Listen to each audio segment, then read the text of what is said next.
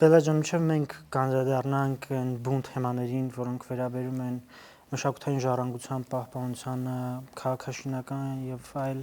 հարակից հարցերին, ինձ հետաքրքիր է հասկանալ 1990-ից 91 թվականներին այս խորհրդային միությունից անցումը դեպի անկախ Հայաստան, այս գործընթացներին ինչպես էր վերաբերվում ձեր ընտանիքը եւ ինչ վերաբերմունք ունեին եւ ինչպես էր դա անդրադառնում ընդհանրապես հենց ձեր կյանքի վրա։ Դե իմ ընտանիքը ակտիվիստ էր, եթե այսօրվա բառապաշարով արտահայտվենք, բայց այն ժամանակ իհարկե դեռ 88 թվականից սկսած շատ-շատերն էին մասնակցում շարժմանը, եւ իմ ընտանիքը եւս եւ ծնողներս եւ պապիկս օրինակ շատ ակտիվ բոլոր ցույցերին մասնակցում էին, ներկայ էին լինում, հետո այն ժամանակ կային նաեւ քանի որ ծնողներս գիտաշխատող էին, ամեն գիտական ինստիտուտում կար շարժման, այսպես կենտրոն, փոքր կազմակերպություն հետո եւ այլն, եւ իրանք շատ ակտիվորեն մասնակցում էին դրան, եւ հետո ակադեմիան, ազգային ակադեմիան էլ ուներ այդ կազմակերպությունը երևի կամ ՀՇ-ի կազմակերպություններ հետո ավելի, չգիտեմ էլի ժամանակագրական առումով երբ դա ձևավորվեց, բայց գիտեմ, որ իրանք շատ ակտիվ էին այդ ամեն ինչին, ինձ էլ էին տանում իրանց հետ ցույցերի եւ չգիտեմ, իմ ընտանիքը շատ ողջունել է, անգամ պապաս եղել է այդ անկախականների թևից, նրանք ովքեր որ ոչ այդքան Ղարաբաղի միացման կողմնակիցներ էին կամ նաև կողմնակիցներ էին, բայց իրանց համար շատ կարևոր էր Հայաստանի անկախությունը եւ պապիկս էր այդ անկախականներից, այնպես որ այո, ես այդ տիպի ընտանիքից եմ։ Մենք իհարկե հասկանում ենք, որ սրանք ժամանակներ էին, այդ 90, 91, 92 թվականները, երբ ամեն ինչ, ամեն բան եւ ամենքը այսպես իրենց ջանքերն ուղղում էին դեպի այսպես Ղարաբաղյան պատերազմ, դեպի այդ գործընթացները, որպեսզի այդ ծանր իրավիճակից հանրությունը դուրս գա։ Ինձ հետաքրքիր է ոնց էր այդ քաղաքը ապրում, այդ վերափոխումը, այդ տրանսֆորմացիան, ինչպիսին էր խորհրդային Երևանը եւ ինչ տեղի ունեցավ այդ ժամանակաշրջանում եւ ոնց այս վերաձևումներն եղավ խորհրդային իրականության թողած այսպես քաղաքային ժառանգության հետ կապված ինչ չի թվում թե ինչ որ մեկը խնդրեմ ուներ։ Չէ, նախ խնդրեմ ուներ ու միջև հիմա այդ քննարկումները կան, որ թամանյանական Երևանը օրինակ ոչնչացրեց նախաթամանյանական Երևանյան շերտերին։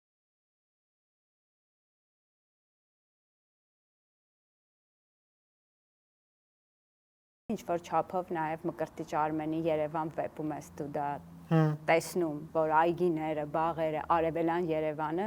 ոնց վերափոխվեց նոր Երևանի եւ դրա շուրջ տարբեր ճարտարապետներ եւ քաղաքային պլանավորողներ այդ խոսակցությունը ընթանում է, որ այս քաղաքը անընդհատ քանդվել է։ Ինչ վերաբերում է 90-ականներին,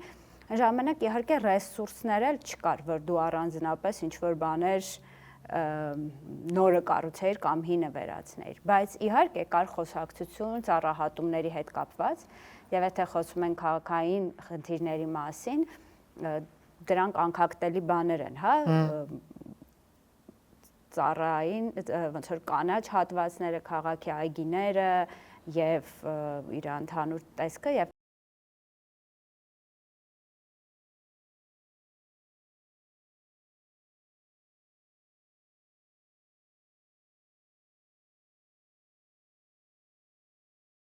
քանի որ 90-ականներին բավական մեծ ծառահատումներ էին տեղի ունենում զուտ ջեռուցման նպատակով, իհարկե այդ հարցերը բարձրացվում են եւ քննարկվում էին, թե այս ծառերը բայց մարդիկ դե ճար չունեն, ինչ պիտի անեն, ինչ որ ձևով պետք է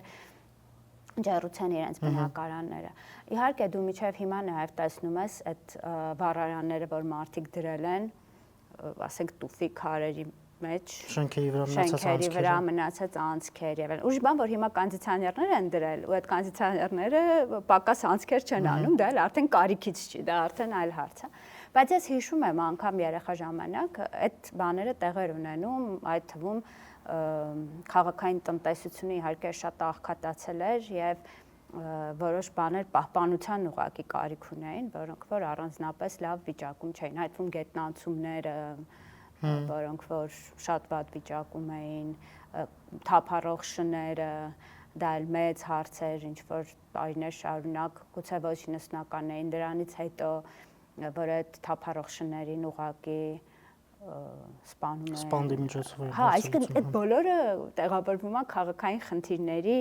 մեծ փաթեթի մեջ, հա, որոնք որ 90-ականներին ուղղակի ժամանակ չկար այդ հարցերով առանձնապես զբաղվելու, չնայած փորձում էին տարբեր քաղաքապետներ, քաղաքագլուխներ ինչ-որ բան անել,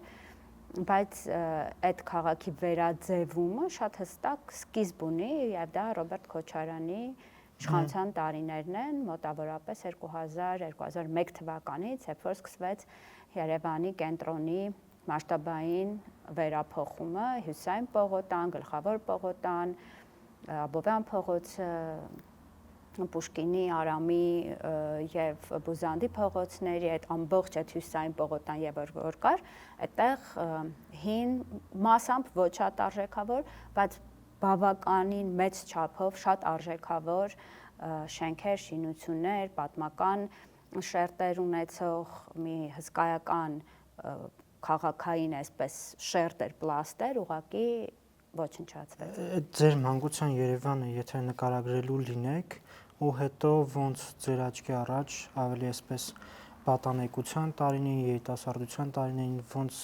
ոնց փոխվեց այդ քաղաքը։ Դեք միշտ բան կա, չէ, որ բոլորն ասում են իմ մանկության տարիներին ծառերը ավելի բարձր էին, ավելի կանաչ էր խոտը եւ ավելի կապույտ էր երկինքը եւ այլն, ել եմ ասում, եթե դու երեխայի տեսանկյունից ես նայում, զուտ երեխայի տեսանկյունից ինձ թվում էր, որ օրինակ իրոք այգիները, ծառերը ավելի շատ են։ Ես մեծացել եմ Տերան, Պուշկին, այս փողոցների հատվածում եւ օպերայի շուրջ, անկախության այսօրվա հրապարակի շուրջ, այդտեղ միանշանակ շատ ծառեր կային, սոճիներ կային, գրեթե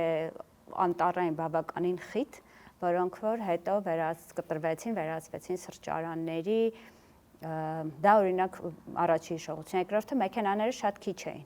Օրինակ մեր փողոցի վրա Պուշկինից Տերան, որ հիմա այդ Հյուսիսայինի մասն է, մենք պատկերացեք Թումանյանից, այսպես ուղիղ էր այդ փողոցը միջև Պուշկին, այդտեղ սկեյթ էինք քշում կամ հեծանիվ, եթե ընկնում էինք այդ սկեյթից, կարելի էր պարկել գետնին այնքան, մինչև մի մեքենա չգար, սիգնալ չտար, որ դու վեր կաներ։ Այսօր պատկերացնել, որ այդտեղ այդ տիպի երթևեկություն էր։ Ո՞րն էր այն պահը, որ դու հիմա կհիշես ու ֆիքսեցիր, որ դու այլևս քեզ հետաքրքրում այլևս քաղաքային խնդիրները եւ դու այսպես пассив դիրքորոշումից անցնում ես ավելի ակտիվ եւ այսպես ասած դառնում ես քաղաքացիական ակտիվիստ։ Դա նախ ես այդ տիպի ընտանիքից եմ, որտեղ որ մարդիկ միշտ փորձել են ինչ-որ մի բան անել։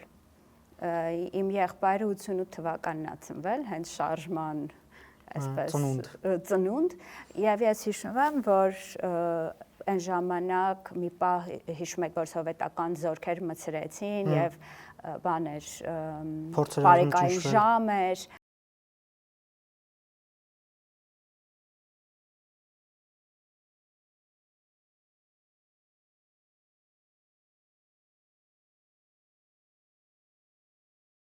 չէր կարելի ինչ-որ ժամից հետո դուրս գալ, չէր կարելի ինչ-որ բաներ անել, ես հիշում եմ, որ մամաս թռուցիկները դնում էր երեխայի այդ բանի մեջ, ձմեռային, քայլում էր փողոցով, այդ երեխայի բարուրից կամ այդ ժամանակ ինչ-որ մի բան կար էլի, տենց սովետական, որ բոլորը ունեին, կպցնում էր այդ թռուցիկները ու տենց քայլում էր էլի երեխայդ, այսինքն ես դա տեսել եմ, որ եթե ինչ-որ դու հարց ես տեսնում, ոչ թե պետք է նստես մտածես, թե ով կգա քո փոխարեն այդ հարցերը կանի կամ կբողոքես, այլ ինչ-որ մի բան կարող ես արա։ Իմ պարագայում ես կարող եմ շատ հստակ ասել, զուտ քաղաքային հարցերի վերաբերյալ, երևի 2001 թիվներ, մենք ապրում ենք նախկին կինո պիոների շենքում, որը Տերան Պուշկին խաչմերուկներ վրա է, հին շենք է 60-ական թվականների, դա քանդման ենթակա չէր։ Բայց մեր դիմացը հենց այդտեղ որտեղ որ հյուսային պողոտա էր, մեր հարևանների տներն էին եւ իհարկե մենք բոլորս իրար ճանաչում ենք, մեր պատուհանից ամեն օր տեսնում ենք այդ մարդկանց կյանքը, ինչ որ կար։ Եվ այդտեղ կար Աղյուսաշեն, շատ գեղեցիկ շենք, դա շատ հին շենք էր, իր պատմությունով, ընտանիքներով, ում կուլակաթափ արեցին, ով մնաց, եւ եղբորս ընկերների ընտանիքներ այդտեղ ապրում այդ թվում։ Եվ այդ շենքը պիտի քանդեին, եղբորս ընկերների մայրը ծանր հիվանդ էր, քաղցկեղի վերջին ստադիաներ։ Բոլոր մնացած հարևաններին ինչ որ մի կերպ համոզել էին, գումարը տվել էին, քիչ իհարկե, եւ հանել էին այդ տներից։ Իսկ իրանք հրաժարվում էին այդտեղից դուրս գալ, այդ թվում որտեղ դա իրանք պապական տունն էր եւ իրանք այդպես հիշողություն ունեն, այդ թվում այդ ազգայնական, դաշնակցական են եղել, այդ տան համար պայքարել են, հետո սովետները ձեռքից խլել են, այդ տունը իրանք համար ոչ միայն տուն էր, այլ նաեւ պատմություն ու հիշողություն էր, իրենք չէին համաձայնում այդ թվում այդ կոպեկներով դուրս գալ։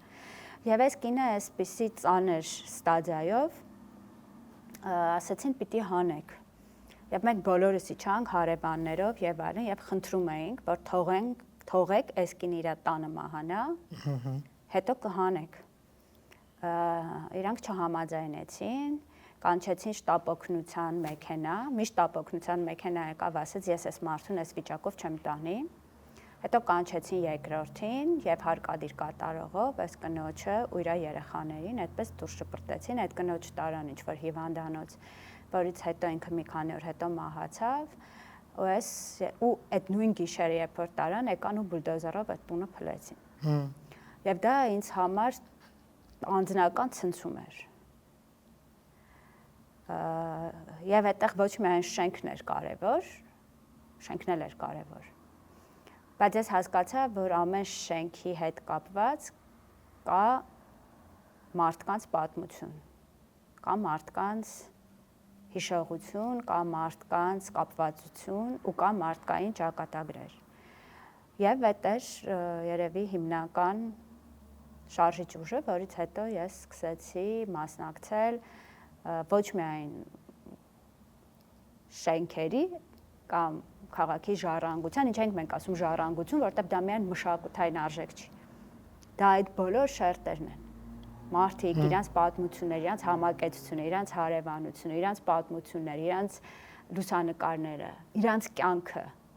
այդ թաղամասում։ Դա այն բանն է, որ քաղաքը դարձնում է քաղաք։ Բայց նաև մարդու իրավունքների հետ կապված ամենատարբեր իրադարձությունների սկսեցի մասնակցել, որտեղ ես հասկացա, որ դրանք իրար հետ կապված բաներ են։ Հիմա գալով առհասարակ այս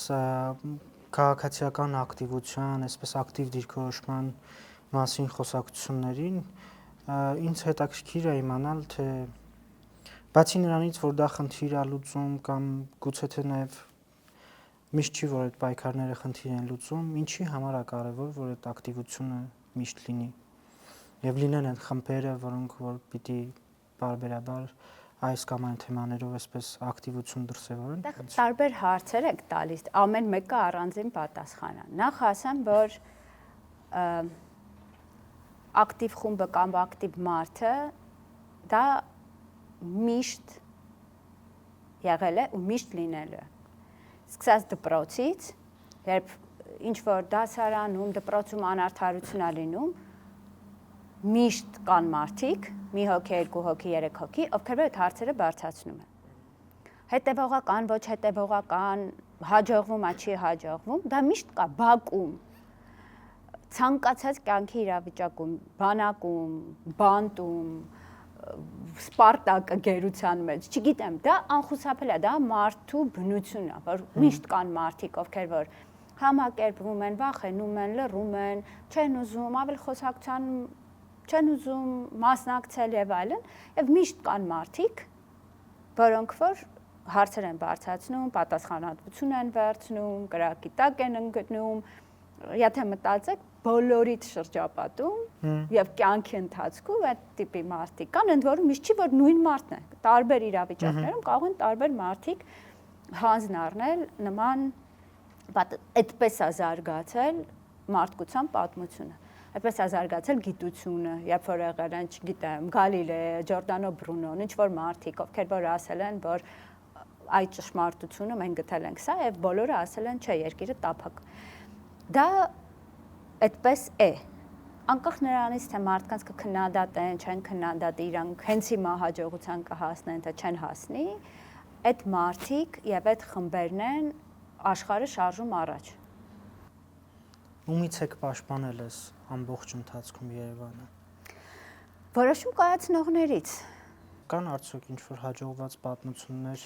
Դե հաջողված պատմությունը կինո Մոսկվայի ամառային դահլիճը, որը որ պատրաստվում էին քանդել եւ կարծես այդտեղ եկեղեցի են ուզում կառուցել, դա հաջողվեց կասեցնել եւ դահլիճը կա։ Ուրիշ բան, որ այդ դահլիճը պետք է նորոգվի, պետք է կարգի բերվի եւ պետք է վերադարձվի իր ֆունկցիան այդտեղ հենց որպես կինոթատրոն, հա, ծառայելու։ Կան այլ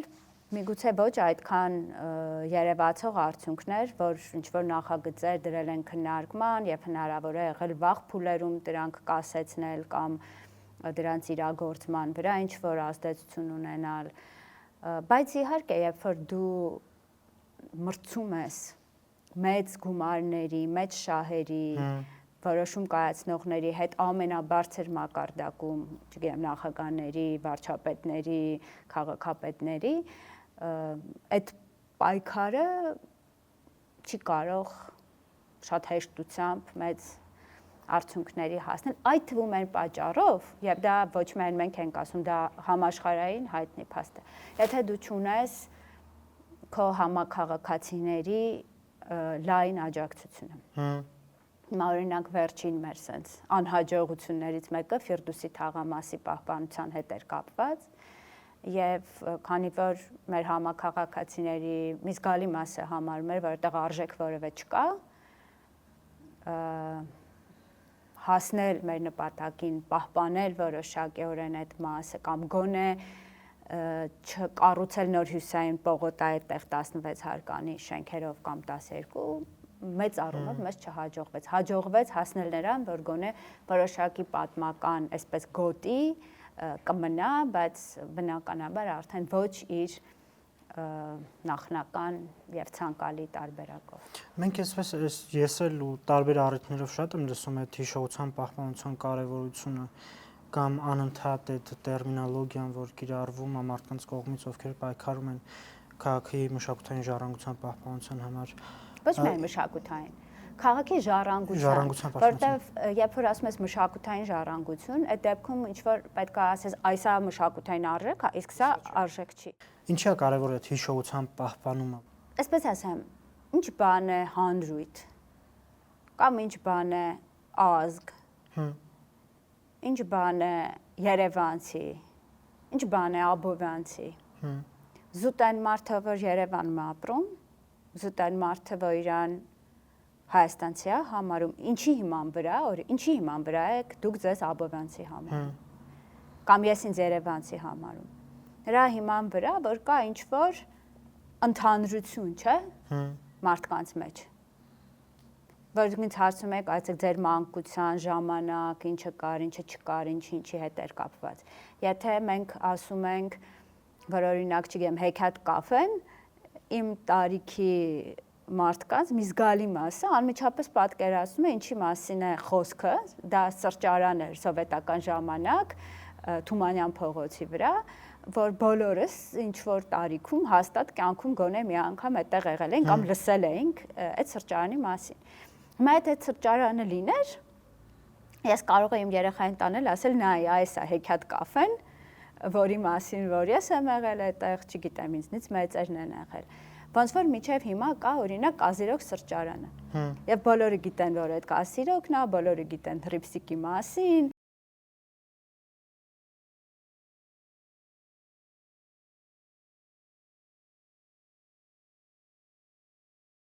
Բոլորը գիտեն այդտեղ ինչ ա եղել, ովքեր են այդտեղ սուրճ խմել, այդ ոնց է տեղ ունեցել, սա այդ քո քաղաքի քեզ միավորող կապերից մեկն է։ Եթե այդ կապերը չկան, ոչ մեկս ոչ մի բան չենք հիշում եւ ոչ մի ձևով ոչ մի բանի հետ կապված չենք, մեր ընդհանրությունը եւ կապը մեր տեղի հետ շատ ավելի թույլ է։ Եվ դա քաղաքական հարց չի։ Դա մարդկային կյանքի հարց է։ Պարզ պահանջմունքներ էսպես բավարարել։ Դա կյանքի մաս է, որ դու կապ ես զգում քո բնակարանի հետ, որտեղ այդ բնակարանում ապրել են քո տատիկ պապիկները, իրանց մաման ու պապան, ու այն որ դու շարունակում ես այդ բնակարանում ապրել եւ պահել ես մի հին բան, բայց բերել ես մի նոր բան, եւ քո երեխան է այդտեղ մեծանում, եւ դու գիտես քո հարևաններին ու գիտես իրանց մամաներին, պապաներին, իրանց տատիկ ու պապիկներին ու ձեր ընդհանուր, չգիտեմ, քեֆերը, որ կան շենքեր, որոնք որ, չգիտեմ, իրանց փոքր բակերը ընդհանուր էին եւ բոլորը միասին ճաշում էին ու այդ հիշողությունը ինչ ենք մենք պահում հին լուսանկարները, ինչ ենք մենք հիշում հին երգերը, ինչ ենք սիրում միասին երգել անպիտակից ձուն է գալիս, դա մեզ միավորող ինչ որ մշակութային կոդեր են նաեւ, որ մեզ դարձնում են աբովյանցի, երևանցի, հայաստանցի, վերջո հայ, որտեվ այդ հիշողությունն է, որ նաեւ մեզ փոխանցում է թող ենք մենք, ինչ կապ ունենք այս տեղի հետ, ինչ կապ ունենք մեր անցյալի հետ եւ եթե դու դա կտրում ես, եթե դու շենքը քանդում ես, թաղամասը վերացնում ես, մարդկაც այդտեղից հանում ես, դու կտրում ես այդ պատմական շերտերը ոչ միայն քարի տեսքով կամ ծառի տեսքով, այլ նաեւ մարդկային հիշողության ու իր շարունակականության տեսակետից։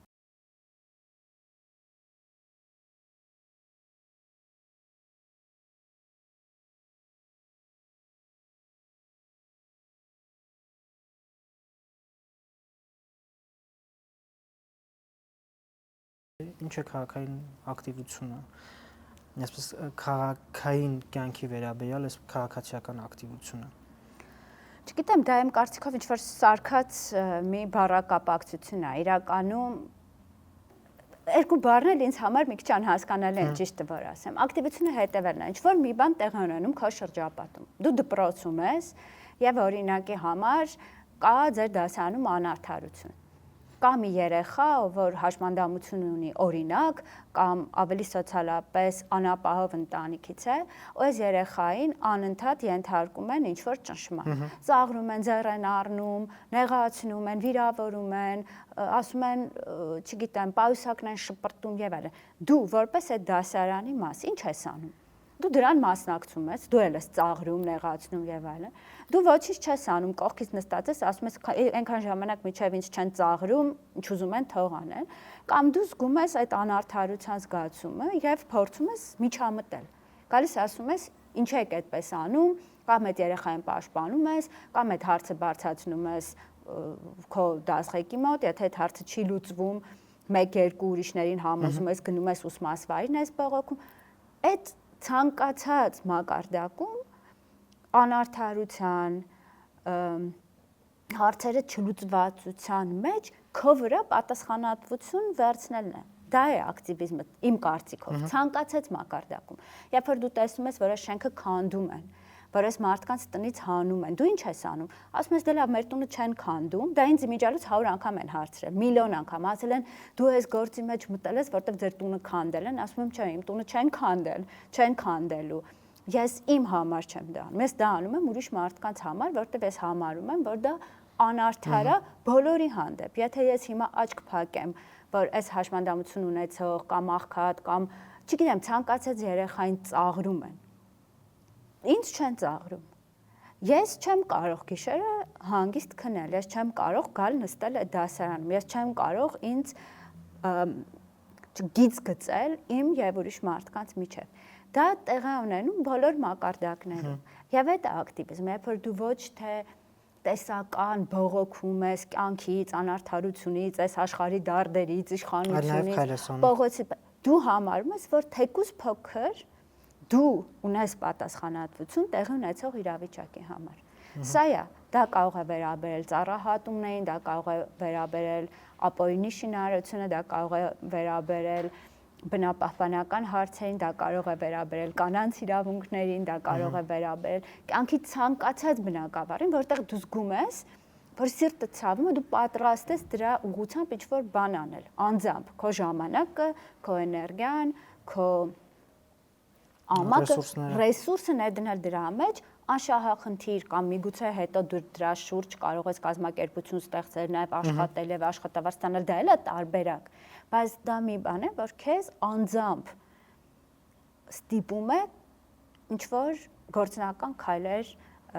ձեռնարկել։ Ինչպես են կապված ճարտարապետությունը եւ քաղաքականությունը իրար հետ։ Կապված են արդյոք թե ոչ։ Նայ, ճարտարապետությունը շատ նեղ հասկացություն է։ Ճարտարապետությունը միգուցե ուղղակի գարաժ ես գծում եւ դա կարող է լինել էլի ճարտարապետական լուծում։ Դրա համար մենք միշտ ավելի լայն ենք խոսում այդ մասին, եթե քաղաքային ու կա տարբերություն իհարկե քաղաքային բնակավայրերի եւ գյուղական բնակավայրների, ինչպես են նրանք կազմակերպված, ինչպես են իրանք ապրում, ինչպիսի խնդիրներ են առաջանում։ Դրա համար խոսքը ճարտարապետության մասին չի։ Խոսքը անգամ քաղաքի պլանավորման մասին չի։ Խոսքը այն մասին է, որ քաղաքը եւ այնպես ինչպես որ ինքը ապրում է, այնպես ինչպես որ ինքը կառուցված է, դա կապ ունի մեր կյանքի բոլոր բնակավարների հետ։ Այդ թվում քաղաքական։ Մի պարզ օրինակ, հա։ Եթե դու մայրիկ ես, փոքր երեխա ունես սայլակով, դու առաջին իսկ քո քայլից բախվելու ես քո քաղաքի կառուցման, պլանավորման խնդիրների հետ։ Սկսած նրանից, որ եթե ձեր շենքում լիֆտ չկա, դու խնդիր ես ունենալու այդ սայլակը իջացնելու, վերջացրած նրանով, որ դու չես կարող տրանսպորտից օգտվել, որովհետև ավտոբուսների եւ չունեն հնարավորություններ, եւ վերջացրած նրանով, որ արդյոք կա ձեր բակում խաղահրապարակ, որտեղ քո երեխան կարող է խաղալ եւ դու ուղղակի պատուհանից նայես, եւ բոլոր հարցերը, որոնք որ թվում են թե այսպես առանձին են, շենքը սենցա թե սենցա, սենցա դրած թե սենցա դրած, բակը կա թե չկա, շենքա մեջը կառուցված թե չէ, բայց դրանք առանձին հարցեր չեն, դրանք բոլորը կապված են իրար հետ եւ հենց դրա համար է կարեւոր, որ քաղաքային զարգացման, քաղաքային պլանավորման, արդեն անգամ ոչ պլանավոր, զարգացման հարցերում մարդիկ բնակիչները կարողանան մասնակցություն ունենալ։ Այդ նույն մայրիկը գա եւ ասի, որ մեր համար շատ կարեւոր է, որ մեր բակը ունենա թեքահարթակ, ունենա կանաչ տարածք, ունենա ֆուտբոլի դաշտ, ունենա այլ հնարավորություններ։ Դրա համար չի կարելի այդ հարցերը իրարից անկախ նայել կամ տարանջատել։ Այն խնդիրներն ու այն թեմաները, որոնք որ դուք բարձրաձայնում եք, ինչպես այս թեմաների, այս խնդիրների վերաբերյալ կրթել մարդկանց եւ ավելի լայն շերտերի։ Մենք մի քիչ փորձել ենք այդ ուղղությամբ աշխատել եւ արել ենք Երևան քաղաքի տարբեր թաղամասերի հետ կապված փոքր ֆիլմերի շարք, որ նաեւ Բուն TV-ն է ցույց տալիս, նաեւ մեր էջում կա, ցույց տալու համար, որ արժեք է ոչ միայն օպերայի շենքը կամ Սուրբ Սարգիս եկեղեցին, որովհետև շատ հաճախ մարդկանց պատկերացման մեջ այսպես եթե հին է կամ սիրուն է, ուրեմն արժեքավոր է։ Եթե շատ հին չի կամ իրանց պատկերացնում սիրուն չի, դա արժեք չի։ Դա շատ կարևոր է ցույց տալ, որ արժեք կա ամենատարբեր բաների մեջ։ Եվ նաև երեխաներին ցույց տալ այդ գեղեցկությունը։ Մենք տարել ենք օրինակ դպրոցականին Ֆիրդուս, տարել ենք Կոնդ, ցույց ենք տվել քաղաքի շերտերը եւ ցույց ենք տվել, թե ոնց են իրանք ագուցված իրար մեջ։ Կրթել շատ կարեւոր է, որովհետեւ այդ թվում կրթության այդ լայն պատկերացման պատճառով է, որ հաճախ կարող են վերածվել քաղաքային շերտեր եւ մարդիկ դրան վերաբերեն շատ անտարբեր։ Ինչպես կարելի է կրթել, ես կարծում եմ նաեւ այլ երկրների, այլ քաղաքների, այլ հաջող օրինակների հիման վրա, ցույց տալով օրինակի համար երկրորդ համաշխարհային պատերազմից հետո տարբեր քաղաքներ ինչպես են վերականգնվել, ինչ մոտեցումներ են որդեգրվել կամ համեմատաբար նոր քաղաքներ ինչպես են կառուցվել, ինչ հաջողություններ ունեցել են եւ ինչ անհաջողություններ են ունեցել, որ մարդիկ նաև շատ ստեղծագործ ձևով վերաբերեն իրենց իրականությանը, որ չկա մի ստանդարտ գոսպլան, որ այսպես աչափնյակի շենքերի պես բոլորը պետք է կառուցվի, եւ շատ կարեւոր է ստեղծագործությունը, բազմազանությունը, մասնակցությունը եւ այդ միջդիսցիպլինար, հա, տարբեր դիսցիպլինների, տարբեր գիտակարգերի, տարբեր պատկերացումների, տարբեր մարդկանց փորձառությունների քննարկման հիման վրա կառուցել նորը եւ շարունակել այն ինչ որ արդեն գոնե Երևան քաղաքում կա։